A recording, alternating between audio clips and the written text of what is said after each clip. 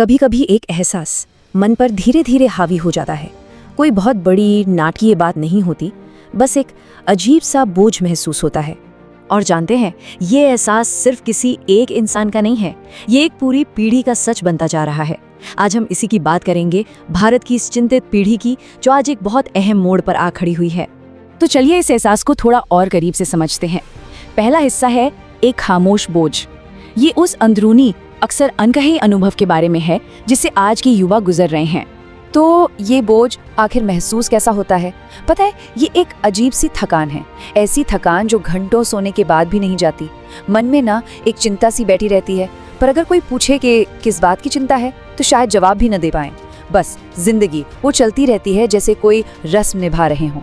और इस पूरे एहसास को हम एक छोटा सा नाम दे देते हैं, स्ट्रेस। फिर कोई पूछता है और सब कैसा है, तो एक रटा रटाया जवाब मुंह से निकलता है, सब ठीक है। अब इस अकेलेपन वाले एहसास से थोड़ा बाहर निकलकर देखते हैं कि ये कैसे एक पूरी पीढ़ी की सच्चाई बन गया है।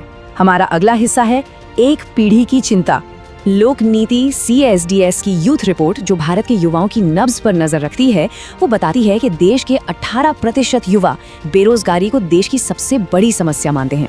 देखिए, ये सिर्फ एक आंकड़ा नहीं है, ये लाखों युवाओं के डर और अनिश्चितता को दिखाता है। यहाँ पर ना सपनों और हकीकत के बीच की एक बहुत गहरी खाई दिखती है। देखिए, एक तरफ क्या है, आकांक्षाएं। सपना एक सरकारी नौकरी का है, एक ऐसी जॉब का जो लिंक्डइन प्रोफाइल पर चमके, एक ऐसी सैलरी का जिससे घर वाले फक्र महसूस करें। लेकिन हकीकत क्या है? हकीकत है चिंता। नौकरी मिलेगी या नहीं, इसकी चिंता। बड़े पैमाने पर फैली बेरोजगारी और नौकरी जाने का डर, और इन सब के बीच पिसता हुआ असंतोष और एक गहरी निराशा। और ये दबाव सबसे ज्यादा कहाँ देखने को मिलता है? कॉम्पिटिटिव एग्जाम्स की दुनिया में। हमारा अगला हिस्सा इसी के बारे में है, महत्वाकांक्षा की कीमत। हमारे देश में ना IIT, JEE और नीट जैसी परीक्षाएं इंजीनियरिंग और मेडिसिन में करियर बनाने का सबसे बड़ा दरवाजा मानी जाती हैं। जरा अंदाजा लगाइए, सिर्फ 2023 में 31 लाख से ज्यादा स्टूडेंट्स ने केवल ये 2 एग्जाम दिए, और इसकी तैयारी में सालों की मेहनत लगती है, वो भी एक ऐसे माहौल में जहां दबाव अपनी चरम सीमा पर होता है। और इस दबाव की एक बहुत भयानक कीमत चुकानी पड़ती है। नेशनल क्राइम रिकॉर्ड्स ब्यूरो के मुताबिक 2021 में 12,526 छात्रों ने आत्महत्या की, और इनमें से कई मामलों में वजह पढ़ाई का दबाव ही था। इसका एक छोटा लेकिन दिल दहला देने वाला उदाहरण है कोटा शहर। कोचिंग का ये हब 2023 में 28 छात्रों की आत्महत्या का गवाह बना। ये एक दुखद ट्रेंड का अब तक का सबसे ऊंचा आंकड़ा है। एक मेडिकल स्टडी के आंकड़े तो और भी परेशान करने वाले हैं। ये बताते हैं कि IIT, JEE और नीट की तैयारी करने वाले जिन छात्रों ने ये कदम उठाया, उनमें से 81% की उम्र 15 से 20 साल के बीच थी। ये वही उम्र है जब जिंदगी के सबसे अहम फैसले लिए जाते हैं, और शायद दबाव भी सबसे ज्यादा होता है।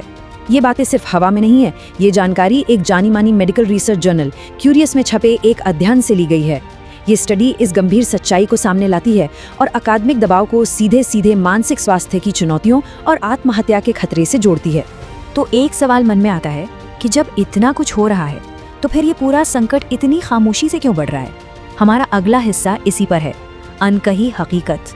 सच तो ये है कि मदद मांगने के रास्ते में कई रुकावटें हैं। हमारे समाज में आज भी मेंटल हेल्थ को एक कलंक की तरह देखा जाता है। लोग क्या कहेंगे, इसका डर सबसे बड़ा है। फिर प्राइवेसी की चिंता, थेरेपी के महंगे सेशंस और मदद के लिए लंबा इंतजार, ये सब मिलकर किसी को भी पहला कदम उठाने से रोक देते हैं। तो इसका नतीजा क्या होता है? ये आंकड़ा देखिए, चौंकाने वाला है। सिर्फ डिप्रेशन की अगर बात करें तो भारत में 85.2% का ट्रीटमेंट गैप है। अब इसका मतलब क्या है?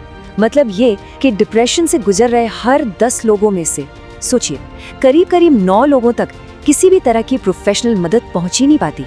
वो बस खामोशी से अपना बोझ उठाए चल रहे हैं। लोक नीति रिपोर्ट के ये आंकड़े इस गैप को और भी साफ कर देते हैं।